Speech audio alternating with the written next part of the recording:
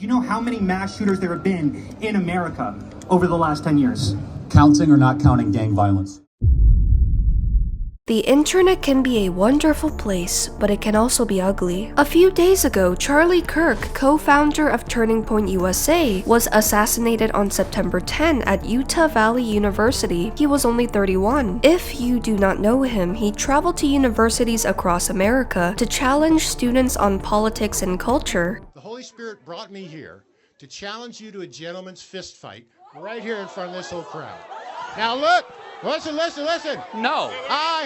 Wait, I would hate to hospitalize you in front of 2,000 people. I had no plans to cover this, but after seeing people celebrate his murder, including well-known game developers, I changed my mind. If they want to reveal their true colors online, let's take a look. Hey, welcome to my channel everyone, I'm the globalcherry, and today we are talking about how Charlie Kirk's death shows why politics do not belong in gaming. If you enjoyed the video, remember to like and subscribe after it's over. Let's begin.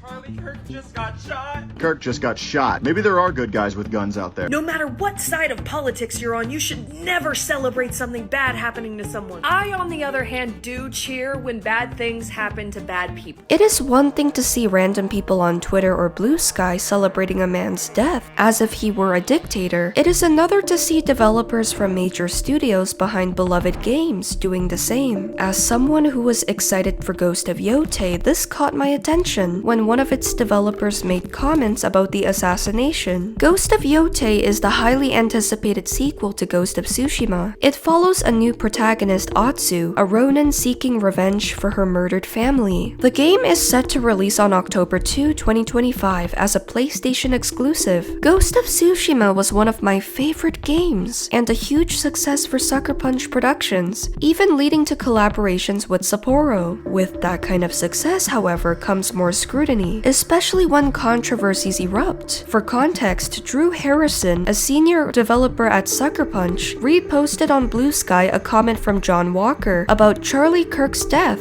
calling him a transphobic racist bigot. She then joked that she hoped the shooter's name was Mario, so Luigi would have his back, which many took as a reference to Luigi Mangione, a shooter from another incident. Harrison went further, mocking Kirk's death, dismissing his past, and antagonizing his supporters. The backlash was swift. Calls for a boycott of Ghost of Yotei began, and Sony eventually announced her termination over the comments about Charlie Kirk. Some bystanders dismissed the outrage as people being too sensitive and are snowflakes, while Kotaku framed it as a right-wing pressure campaign. But is it really a joke if no one is laughing? Considering what Drew wrote on her Blue Sky afterwards, it doesn't seem like just a joke to her. After her termination, Harrison doubled down, saying that if standing against fascism cost her 10-year dream job, she would do it again 100 times stronger. A few of her colleagues, including senior producer Kelly Schneider, liked her post, but Harrison was the one who made herself the loudest voice, and it cost her career. I'm still going to play this game because I want to experience it for myself. I do not see the point in boycotting an entire studio when a few individuals made horrible comments that hundreds of others had no part in. I am not going to let those people ruin my chance to enjoy an adventure in Japan. Gaming for me is about escaping reality, not dragging more headaches into it that I get from reality. But the best response is to call out those who cross the line. Beyond Drew, I saw indie developers and even people from Bethesda, Square Enix, and Blizzard celebrating Charlie Kirk's assassination. This goes far beyond Ghost of Yotei. Freedom of speech exists, but it does not protect anyone from consequences. I cannot support celebrating a murder because I don't feel comfortable cheering for someone's death online. You do not have to like this man or his beliefs. I am not asking anyone to cry for him or call him a hero. I know he has said controversial things himself, including the idea of televising executions. But no matter what you think of him, what happened to him should not have been celebrated in the first place. If someone is so consumed with hate that they cheer for another person's death, that says far more about them than it does about him. And for those that do, may there be dishonor on them, dishonor on their family, and dishonor on their cow. If these developers put their personal desires above the company's employees need to stay neutral and professional, the company has every right to discipline or fire them. Their posts can cause real reputational damage. Once enough attention is drawn to their social media, people will collect receipts, report violent comments, and consequences follow. And people have already been doing so, leading the developers to get fired from their job. In my view, that is deserved. When someone lists the company in their bio, they are representing that company. If Drew had not been fired, it would have reflected badly on Sucker Punch, as if they endorsed her views. The same applies to other studios with employees celebrating the assassination. By letting her go, Sucker Punch made it clear where they stand, even if hiring her in the first place was a mistake. When you work on a major project for a popular studio, you should treat every statement online like a receipt. These developers getting fired is simply the result of being reckless and dragging politics into their games. Politics and gaming should not mix. It reminds me of when Rachel Zegler told Trump supporters not to watch her Snow White movie. People did not watch it anyways because it sucked, but her entitled behavior online motivated even more people to avoid it.